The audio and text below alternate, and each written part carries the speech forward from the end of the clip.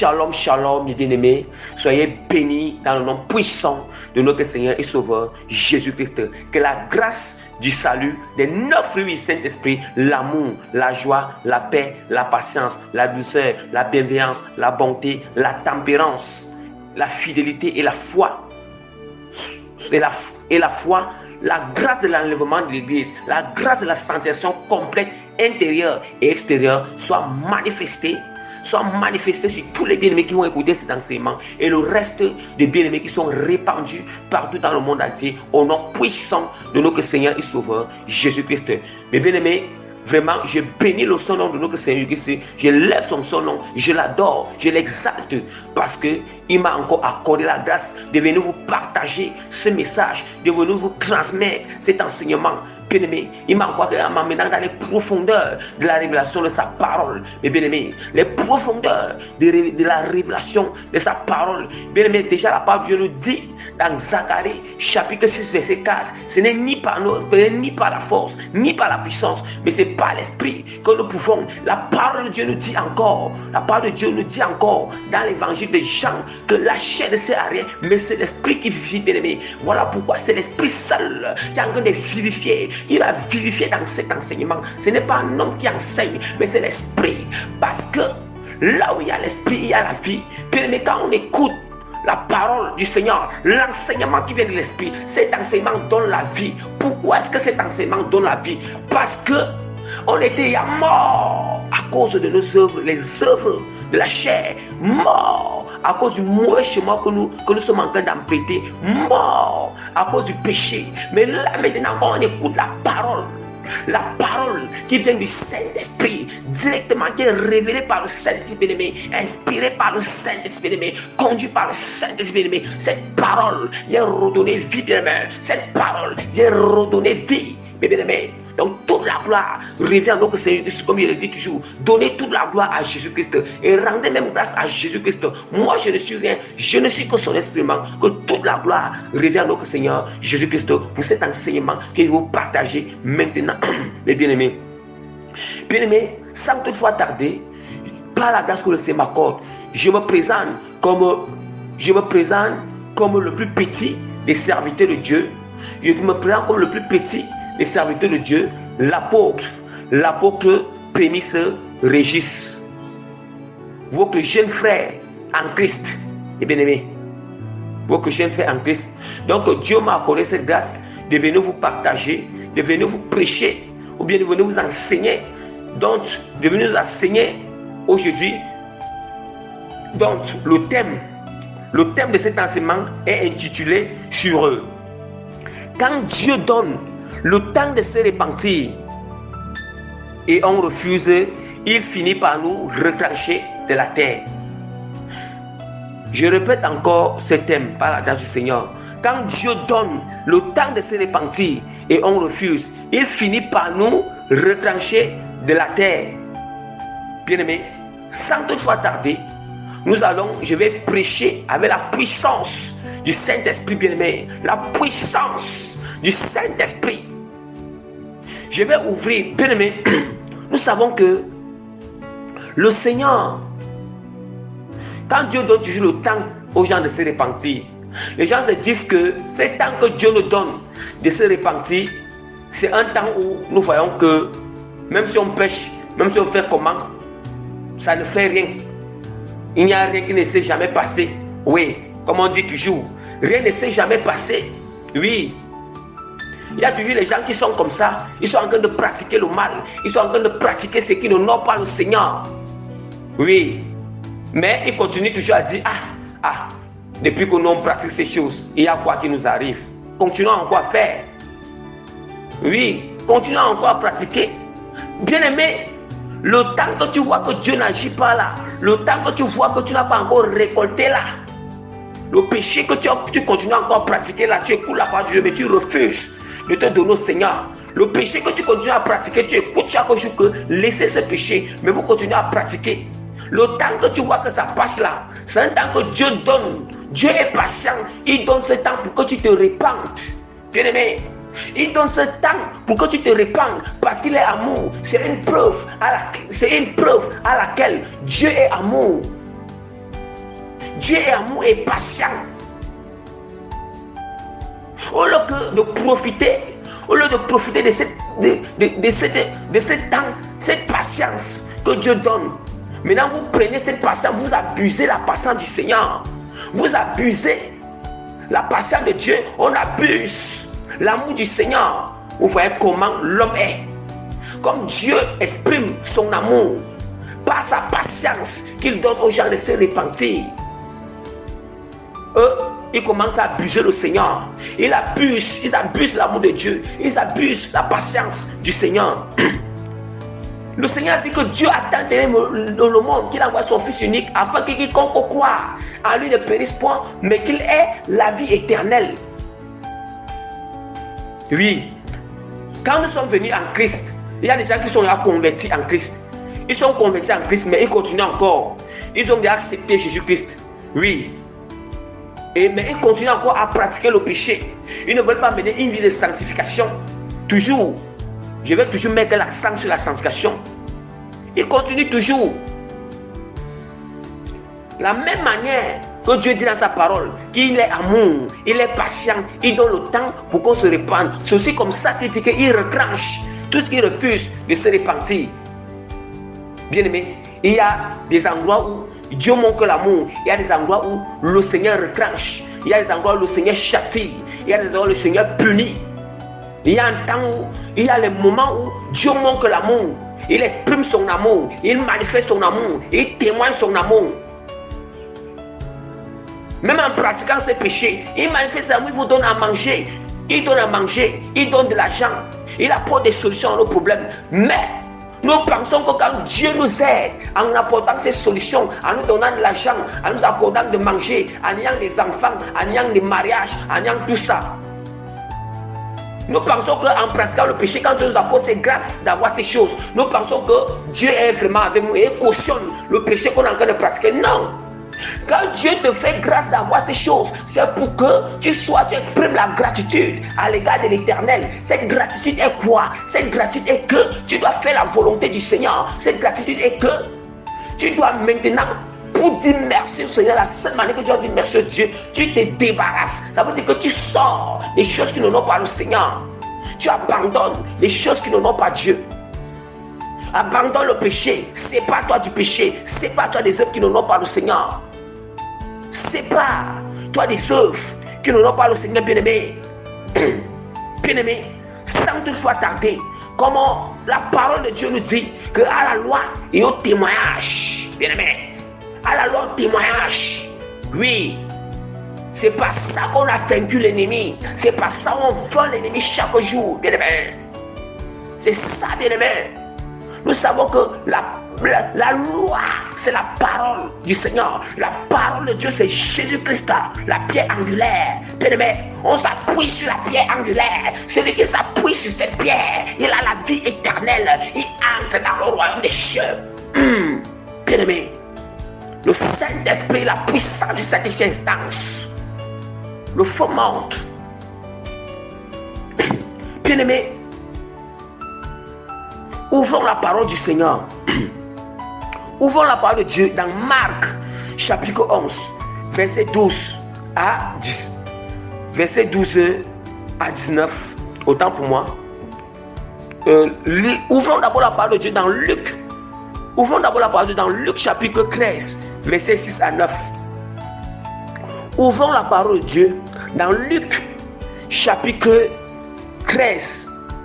Luc chapitre 13, verset 6 à 9, je lis au nom puissant de Jésus-Christ de Nazareth. Il dit aussi cette parabole. Un homme avait un figuier planté dans sa vigne. Il vint pour y chercher du fruit et il n'en trouva point. Alors, il dit au vigneron, voilà 3 ans que je viens chercher du fruit à ce figuier et je n'en trouve point. Coupe-le. Pourquoi occupe-t-il la terre inutile? Le vigneron lui répondit, Seigneur, laisse-le encore cette année. Je creuserai tout autour et j'y mettrai du fumier. Peut-être à l'avenir donnera-t-il du fruit, sinon tu le couperas. Bien-aimés, cette parabole, bien-aimés, soyons attentifs à écouter les révélations profondes qui vont sortir derrière ces paraboles, bien-aimés. Toute la gloire revient à Jésus-Christ, bien-aimé. C'est lui qui m'amène dans les profondeurs. Ce n'est pas moi. Voilà pourquoi toute la gloire revient. Toute la reconnaissance, les remerciements reviennent à notre Seigneur. Jésus-Christ, bien-aimé. Jésus-Christ. Bien-aimé, la parole de Jésus dans Luc 13, que dans le verset 6, il dit aussi cette parabole. Un homme avait un figuier planté dans sa vigne. Il va pour y chercher du fruit et il n'en trouva point. C'est quel homme, bien-aimé? Nous savons que Jésus-Christ, il parlait en parabole. Il parlait en parabole au milieu des pharisiens et au milieu des pharisiens, au milieu des gens qui ne comprennent pas, des gens qui ne comprennent pas bien la parole. Pourquoi? Mais quand il était avec ses disciples, Jésus-Christ les expliquait bien les paraboles là. C'est pour ça que là maintenant, comme nous sommes aussi entre nous, les frères et sœurs, Dieu fait cette grâce. Jésus-Christ, lui qui vit encore, il vient encore expliquer cette parabole à travers moi. C'est pas moi qui explique, mais c'est lui. Il dit aussi, qui est cet homme? Qui est cet homme qui avait un figuier planté dans sa vigne? Oui. Qui est cet homme qui avait un figuier planté dans sa vigne? L'homme là, c'est Dieu. Oui, c'est Dieu. C'est Dieu qui est cet homme. Bien aimé, continuons la lecture en expliquant les révélations.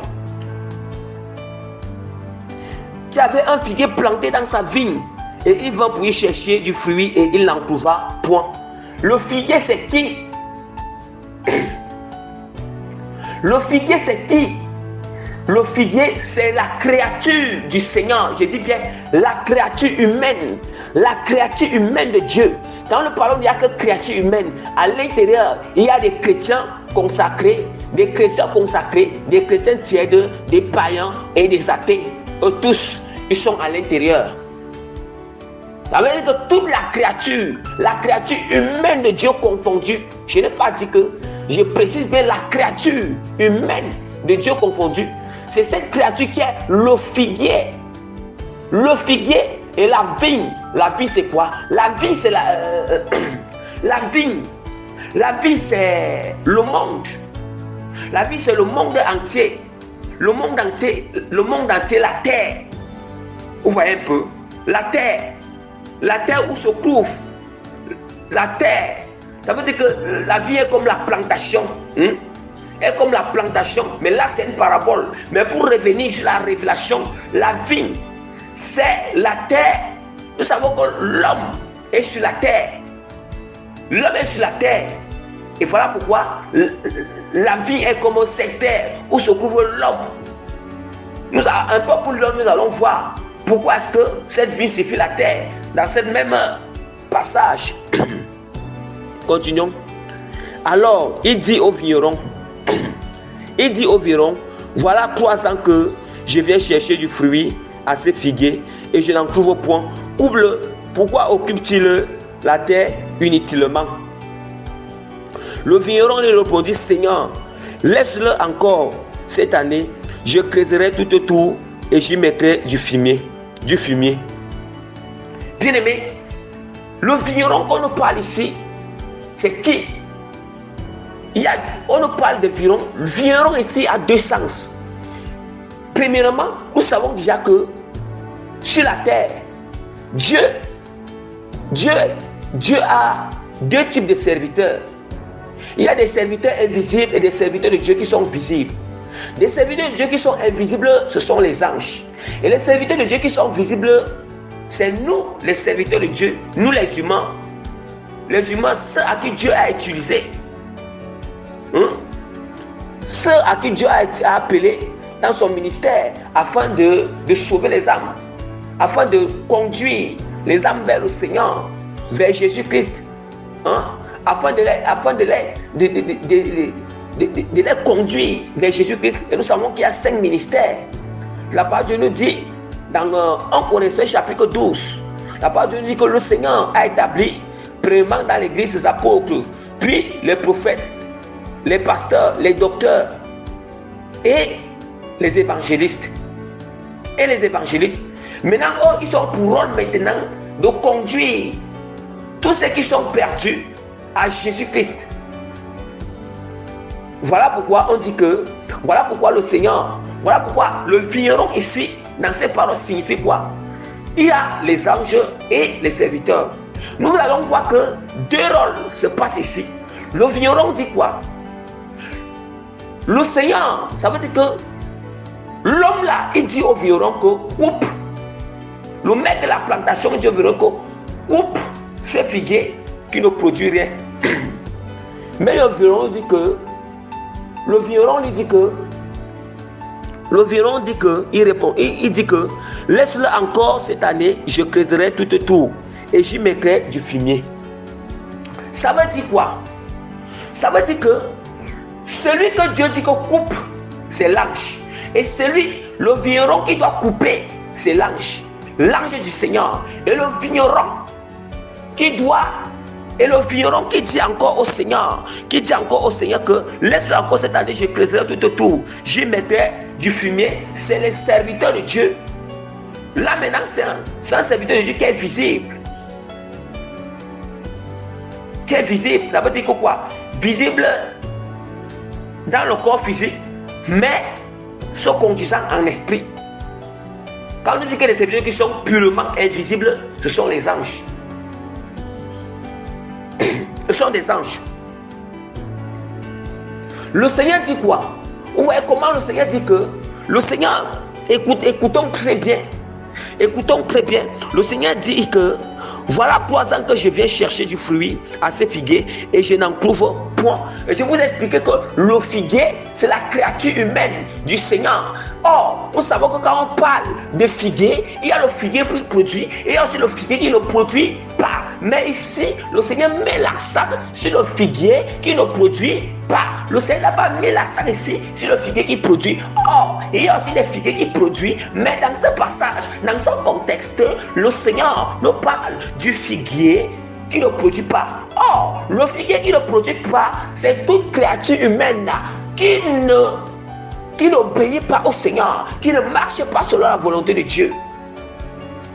Que ce soit des chrétiens qui ne veulent pas pratiquer la volonté du Seigneur, que ce soit des païens, que ce soit des athées, que ce soit aux religions diverses qui ne confessent pas Christ.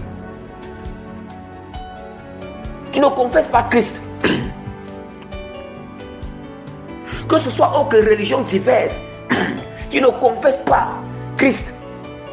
C'est pour ça que le Seigneur dit que, il dit maintenant, celui qui dit qu'on coupe ses figuiers parce qu'il ne produit pas. Il ne produit pas de fruits, pourquoi? Or, ne pas produire de fruits, il n'obéit pas au Seigneur. Il n'a même pas vu de sanctification. Il pratique le péché, il ne veut pas se repentir. Oui, mais il dit que Seigneur, il pratique le péché, il ne veut pas laisser, il ne veut pas abandonner, il ne veut pas s'attacher à Christ. Il a trouvé des prétextes devant Jésus-Christ, les raisonnements, pour dire que Seigneur, c'est parce que ceci, c'est parce que ceci, c'est parce que ceci. Nous allons comprendre que le Seigneur, quand Dieu comprend, il comprend chaque jour. Il vous donne à manger, il donne à boire, il donne les enfants, il donne les mariages, il donne le confort sur la terre, il donne le souffle de vie, il donne la santé, il vous délivre. Mais nous, on va comprendre que Dieu, quand Dieu lui le comprend, il nous donne ce qu'on lui demande. Mais nous, on va le comprendre quand.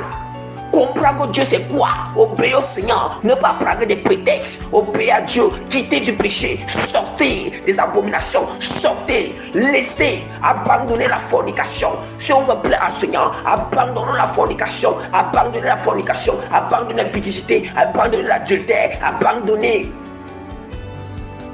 les abominations, abandonner tous ces péchés que nous prêchons chaque jour, abandonner tout. Le mensonge, abandonner, ne donnez pas de prétextes. Seigneur, comprends-moi si j'ai menti, c'est parce que le Seigneur nous va comprendre que Dieu quand nous sommes venus pour comprendre. Nous sommes venus pour où on doit sortir. Sortons du système que Seigneur, comprends-moi. Sortons du système, comprends les prétextes au Seigneur. Sortons du système. Qu'on donne des raisonnements à cause des situations qu'on traverse. Mais il est temps que nous on comprenne Dieu. Il est temps qu'on s'abandonne au Seigneur, bien-aimé, qu'on s'abandonne au Seigneur. Voilà pourquoi le Seigneur dit à l'ange que coupe cette figuier qui ne produit pas. Oh, le figuier ne produit pas de fruits. C'est toute créature humaine qui ne veut pas obéir à Jésus-Christ. On va dire que nous sommes chrétiens de nom, mais pas chrétiens de pratique. Tu vas dire, c'est toi qui es chrétien, tu pars encore chez le marabout. Tu dis que tu as accepté Jésus, que tu pars chez le marabout. C'est toi qui es chrétien, tu pars chez le féticheur. C'est toi qui es chrétien. C'est toi qui es chrétien.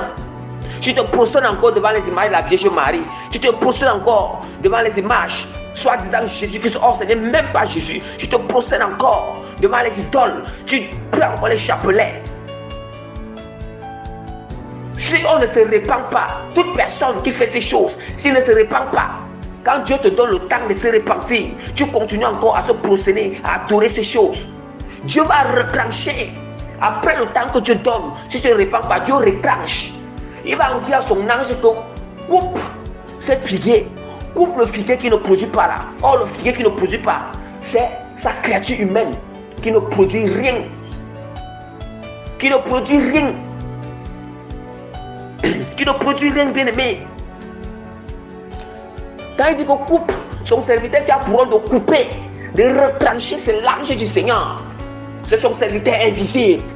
Maintenant, le serviteur qui dit ici que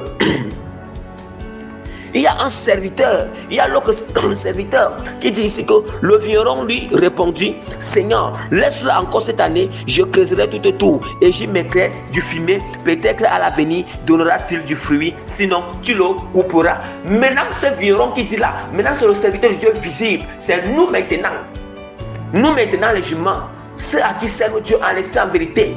Moi je ne dis pas des serviteurs, je ne dis pas des serviteurs de Dieu, ceux qui ne servent pas Dieu en esprit, je parle, ceux qui servent le Seigneur en esprit et en vérité. Oui, en vérité. Maintenant, c'est nous qui disons ici que Seigneur, accorde encore, Seigneur, laisse encore. Ça veut dire que creuser, ça veut dire que donner encore l'évangile. Creuser, ça veut dire que enseigner encore. Creuser, ça veut dire que conseiller encore la personne. Creuser, ça veut dire que appeler encore la personne à la repentance. Creuser, ça veut dire que encore et encore, persévérer encore et encore à prêcher cette personne qui refuse de se repentir. On ne cesse pas, on n'abandonne pas, on ne laisse pas, on ne se décourage pas à chercher à ramener cette personne à Christ, à le conduire à Christ, en le faisant quitter du péché, en le faisant se détourner. On ne cesse pas à prêcher des œuvres de ténèbres, à prêcher ce qu'eux ils n'aiment pas entendre. Ça veut dire qu'on ne cesse pas à intercéder pour eux. On ne cesse pas à prier pour eux. C'est ça qu'on appelle que creuser. Oui. Mais bien aimé, c'est ça qu'on appelle que creuser tout autour. On creuse tout autour. C'est creuser tout autour. C'est ça qu'elle vient d'expliquer. Et j'y mettrai du fumier. Voilà, tu creuses tout autour, tu mets du fumier. Nous savons que quand tu mets du fumier, le fumier permet à ce que la plante produise bien des fruits. Or, qu'est-ce qui peut faire que quelqu'un produit des fruits? C'est la parole. La parole, bien aimé. La parole. La vérité. Peut-être qu'à l'avenir, donnera-t-il du fruit, sinon tu couperas. Vous-même, vous entendez. Vous entendez. C'est la parole du Seigneur. Lisons aussi dans Jean 15, verset 4 et le verset 6.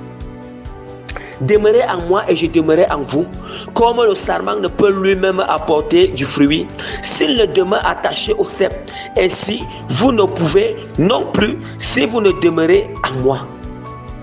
Le verset 6. Si quelqu'un ne demeure pas en moi, il est jeté dehors comme du sarment et il sèche. Puis on le ramasse le sarment et le jette au feu et il brûle. Voilà. Le feu là, c'est l'enfer. Vous entendez? C'est une parabole que je parle. Ce feu, c'est l'enfer.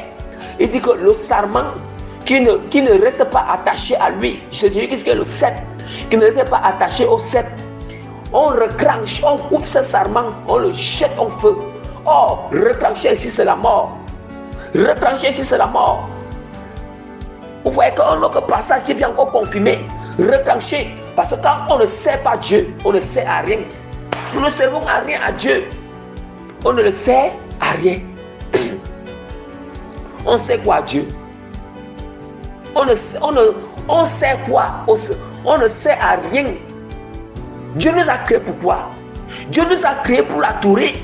Dieu nous a créés pour le louer. Bien aimé, vous êtes venus sur la terre. On est venu sur la terre pour faire quoi? Nous pensons que Dieu nous a envoyés sur la terre pour venir se balader. Non, nous sommes des pèlerins. Nous sommes en pèlerinage. Nous sommes en pèlerinage. Oui. Nous sommes en pèlerinage. Bien aimé. Vous pensez, parce que pour vous, la pensée des chrétiens, c'est quoi? La pensée des chrétiens, c'est que, non, vraiment, le Seigneur m'a envoyé sur la terre. La pensée des chrétiens, que Dieu les a envoyés sur la terre pour qu'ils puissent avoir une vie qui est trop confort. Une vie que, oui. Vous pensez que c'est seulement que Dieu nous a seulement envoyé sur la terre parce qu'on doit seulement venir avoir des enfants, on doit seulement venir se marier, on doit seulement venir avoir du travail, on doit seulement venir manger et boire. Loin de là. Oui, c'est vrai. D'une part, c'est aussi, là, d'une part, ça fait partie de la satisfaction physique parce que Dieu connaît aussi, il connaissait que l'homme devait aussi être dans son corps physique. Là, c'est pour les choses physiques. Mais alors, la principale chose, la principale mission que Dieu nous a envoyé sur terre, il nous a envoyé sur terre pour venir dominer le diable en louant le Seigneur. Puisque le diable a refusé d'adorer le Seigneur, Dieu a dit ok, je vais créer un être humain qui va m'adorer, un être humain qui va dominer le diable. Comme le diable il a pensé qu'il va me mépriser, moi je vais créer des êtres humains qui veulent donner le pouvoir de dominer le diable. Or, comment on va dominer le diable? Les gens disent toujours que Dieu nous a dit, comment on va dominer le diable?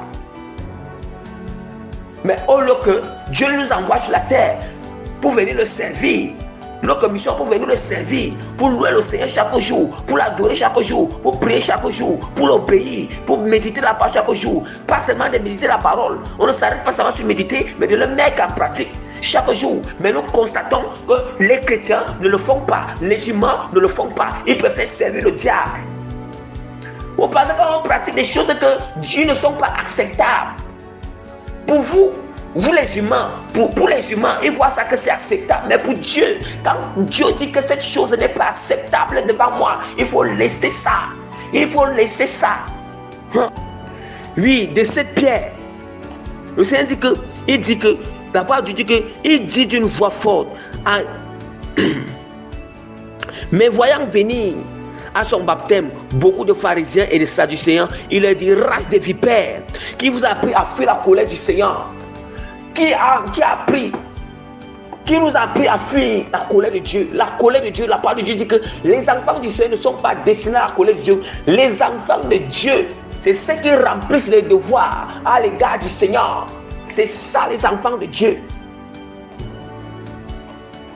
Celui qui refuse de se repentir, qui continue à être rebelle, il est destiné. La parole de Dieu dit dans 1 Thessaloniciens chapitre 4, la colère du Seigneur n'est pas destinée à ses enfants, mais la colère de Dieu est destinée à ses rebelles. Bien aimé, je vais vous rappeler quelque chose à la fin.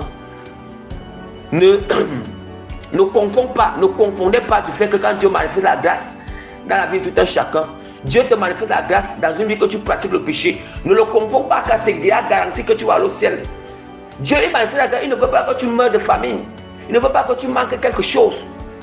Mais la seule chose pour entrer au ciel, il faut pratiquer la parole de Dieu, mener une vie de sanctification. C'est pas là où certaines personnes confondent souvent. Ils confondent ça quand ils voient que Dieu les fait grâce à les donner à manger, le confort et tout ça. Il se dit que il est à gagner pour le roi Michel. Non, la seule chose qui garantit pour le roi Michel là, quand on pratique la parole de Dieu, la volonté de Christ, on met une vie de sanctification.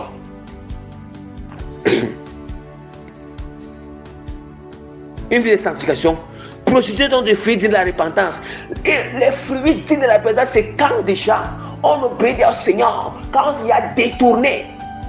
Ça veut dire qu'un fruit digne de la repentance, peut-être, si je faisais la fornication, Si tu as déjà laissé la fornication, tu ne fais plus la fornication, c'est ça qu'on appelle fruit digne de la repentance. Mais si tu te repens chaque jour, Seigneur, pardonne-moi pour la fornication, tu continues encore à faire la fornication, ce n'est pas produire un fruit digne de la repentance.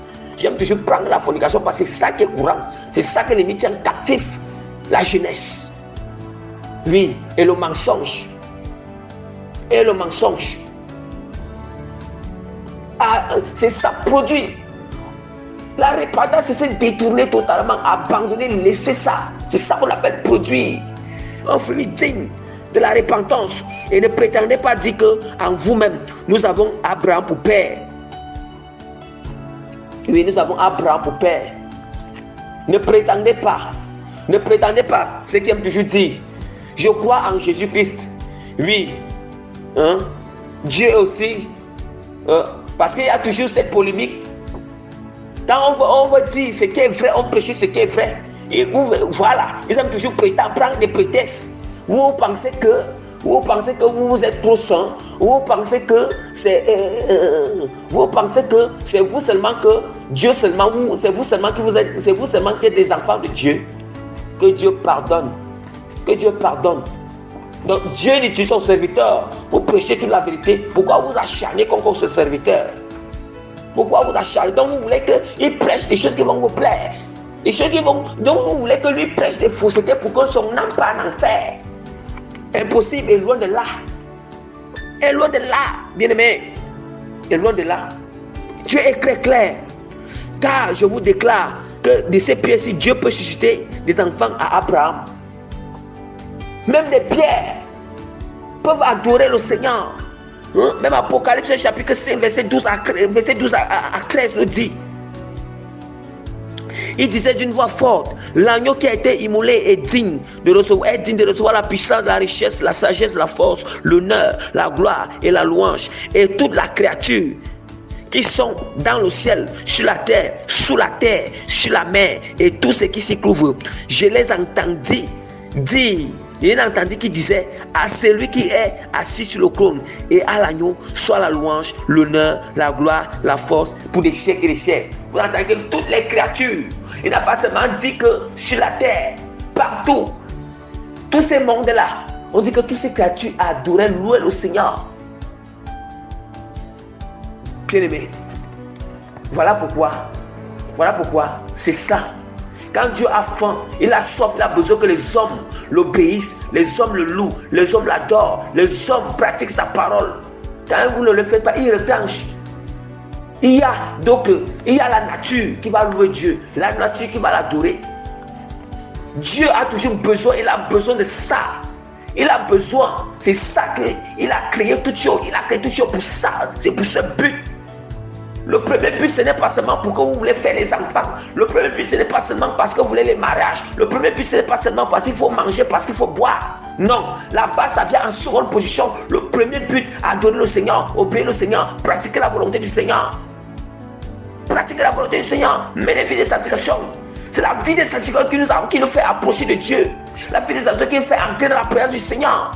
La parole de Dieu est très claire. Recherchez à part de la sanctification dans laquelle personne ne verra le Seigneur. Bien-aimé, il est question que les consciences doivent être réveillées, que les consciences soient réveillées dans le nom puissant de Jésus-Christ. Bien-aimé, quand il laissait le péché, la parole nous demande, on doit laisser abandonner le péché. Abandonnons. Et voici tous les œuvres des ténèbres qu'on doit laisser, on doit abandonner, bien-aimé. Que nous devons abandonner. Si on veut mener une vie de sanctification totale, une vie, on veut ressentir la présence de Dieu, on veut expérimenter le Seigneur, on veut être garanti pour le roi Michel. Voici les œuvres des ténèbres qu'on doit se repentir, se détourner. Si c'est fort, si c'est plus fort que toi, prie le Seigneur, Dieu est amour. Prie Dieu, il va te pardonner, même si tu le faisais. Si tu te repens, Dieu te pardonne, il ne te retranche pas, il te pardonne. Et si c'est plus fort que toi, prie le Seigneur qui te délivre de l'esprit qui t'a poussé à faire ces choses. Voici ces œuvres ténèbres qu'on doit se repentir, se détourner. Qu'on doit se détourner, bien-aimé. Dépouillement et sanctification intérieure. Ça veut dire que le cœur, l'âme et l'esprit. Les œuvres ténèbres qu'on doit se dépouiller à l'intérieur de notre cœur, dans l'âme et l'esprit. Bien-aimé, il y a le mensonge, l'orgueil, le refus de pardonner, les gens qui refusent de pardonner, le refus de pardonner. Tout le monde qui a ces choses, le refus de pardonner, la colère, l'impudicité spirituelle, la double vie, l'inceste, la pédophilie, le lesbianisme, les avortements, le regard, l'égoïsme, l'ingratitude, la déloyauté, l'infidélité, le vantardisme, le mépris, le blasphème, la calomnie, l'emportement, crête, aimer le plaisir et le divertissement du monde, la distraction à dépasser Dieu, l'idolâtrie, la magie, la sorcellerie, la rivalité, les querelles, les jalousies, les animosités, les disputes, les divisions, les sectes, l'envie, l'ivrognerie, l'excès de table, la rancune, la convoitise, la vengeance. Quand on dit que convoitise, la femme d'autrui, la convoitise la chose d'autrui, la convoitise de l'argent d'autrui, la convoitise de la nourriture d'autrui, la vengeance, la lâcheté, la bestialité, le meurtre, la drogue, la cigarette, le divorce, le viol, l'homosexualité, l'autosuffisance, l'autosatisfaction, la paresse, la gourmandise, le concubinage. Oui, rester ensemble sans se marier. Dieu n'aime pas ce genre de choses. Les films pornographiques, les positions des films pornographiques, la masturbation, l'éjaculation au sol, les objets sexuels, l'utilisation des objets sexuels. Là-bas, c'est la sanctification intérieure. Maintenant, c'est la sanctification extérieure. La parole de Dieu nous dit que notre corps est le temple du Saint-Esprit. C'est lui qui détruit le corps. Il sera détruit aussi par le Seigneur. Voici des choses que Dieu nous demande qu'on ne doit pas mettre sur notre corps. Des rajouts, des choses artificielles, des rajouts. Si on les met, on est en train de détruire le corps du Seigneur. Mais Dieu, il nous demande, mais on doit être propre. Mais on doit être propre selon que Dieu nous conseille de mettre les choses sur son corps.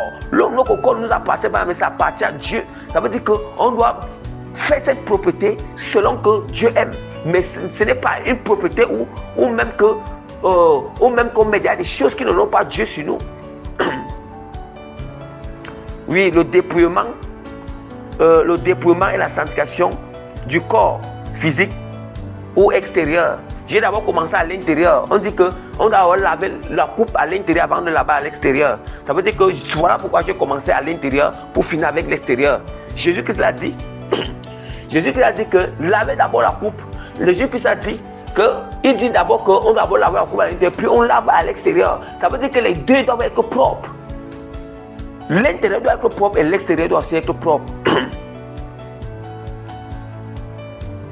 Voici ces choses. Les chaînes, les bracelets, les boucles d'oreilles, les bagues, les chaînes aux pieds. Tout ceci est hommes et garçons confondus. Tout. Et la parole de Dieu l'affirme. Je l'avais enseigné l'autre fois avec les paroles en appui sur la sanctification. Bien aimé, je prêche ce qui plaît à Dieu, ce n'est pas ce qui plaît aux hommes. Même si on me déteste, même si on dit du quoi de moi, je continue à prêcher la vérité. Les boucles au nez, les boucles dans les parties intimes, les nombrils. Oui, dans les parties intimes, les nombrils. Des parfums, des tatouages au corps, les vernis, les fausses ongles, les ongles artificiels, comme cheveux artificiels, les perruques, les mèches, les greffes de toute qualité. Oui, les laines, les tresses qui sont compliquées, les cils artificiels, les lentilles, les pantalons pour femmes. Le Seigneur ne veut pas que les femmes portent des pantalons. Les femmes partent dans les assemblées. Ça, c'est quoi ça? Les femmes, l'homme en pantalon, les femmes sont en pantalon. Dieu, le Seigneur, la femme ne doit pas porter. La parole de Dieu dit que la femme ne doit pas porter les habits de l'homme. La femme ne doit pas porter l'habillement d'homme. L'homme ne doit pas porter l'habillement de la femme. Mais ça y est, le raisonnement du monde, ils ont dit que non, on a su sortir un pantalon pour femme. Ok. Porter, vous n'entendez pas. Vous n'entendez pas qu'il y a les femmes qui portaient des pantalons qui sont en enfer. Moi, je ne prêche que la vérité. Si vous voulez, vous me crétez tout ce que vous crétez. Moi, le Seigneur, il va seulement me donner ma récompense. Je continue à prêcher. Oui. Oui, des collants. Des matelots sexy. Des vêtements transparents. Des vêtements avec les motifs ou marques sataniques. Des pantalons jeans et destroy. Des chaussures avec marques et motifs sataniques. Des teintures de toutes couleurs. Bien aimé, voilà des choses que Dieu veut que, si vraiment on veut mener une vie de sanctification complète, on va être attaché à Dieu, on va être attaché à mener une vie de sainteté. Bien aimé, on doit se dépouiller de l'intérieur. Les citer les œuvres qui sont à l'intérieur, les œuvres qui sont à l'extérieur. Bien aimé, je prêche la totalité de la parole, pas la moitié. Donc, soyez bénis dans le nom puissant de notre Seigneur Jésus-Christ. Que toute la gloire revienne à notre Seigneur Jésus-Christ. Amen. Donc, c'était votre plus petit serviteur de Dieu, l'apôtre Prémisse Régis, votre jeune frère en Christ. Donc, soyez bénis au nom de Jésus-Christ.